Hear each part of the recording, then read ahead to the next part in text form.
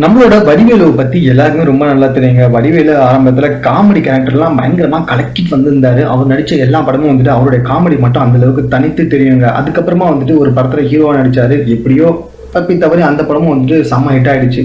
So அதுக்கப்புறமா இனிமே நான் நடிச்சா ஹீரோவா தான் நடிப்பேன், காமெடிலாம் நடிக்க மாட்டேன் அப்படின்னு சொல்லிட்டு வந்திருந்த வடிவேலு திடீர்னு அரசியல குதிச்சாருங்க.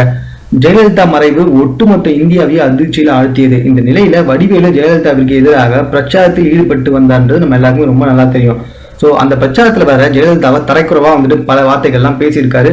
அது மட்டும் இல்லாம இவரு திராவிட முன்னேற்ற கழகத்திற்கு சார்பாக பேசி அனைத்து இந்திய அண்ணா திராவிட முன்னேற்ற கழகம் வந்துட்டு ரொம்பவும் தரக்குறவா பேசுனதுனால ஜெயலலிதாவின் தொண்டர்கள் அனைவரும் வந்துட்டு இவங்க மேல பயங்கர காண்டில தான் வந்துட்டு இருக்காங்க.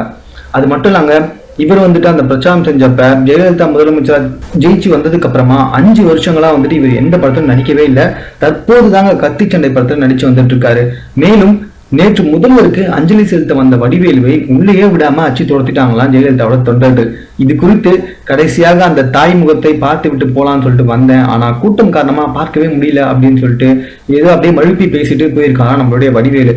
ஆனா உண்மை என்னன்னா அவரை பார்க்கறதுக்கு அனுமதியே தரலையா. இதுதாங்க உண்மையான விஷயமா. மேலும் இது போன்ற சினிமா தொடர்பான செய்திகளையும் அரசியல் தொடர்பான செய்திகளையும் உடனுக்குடன் தெரிந்து கொள்வதற்கு எங்களுடைய சேனலை சப்ஸ்கிரைப் பண்ணுங்க. இந்த வீடியோ பிடிச்சிருந்தா லைக் பண்ணுங்க. உங்களுடைய கருத்துக்கள் எதுவாக இருந்தாலும் பரவாயில்லைங்க, எங்களுக்கு கமெண்ட் பண்ணிடுங்க. தேங்க்யூ.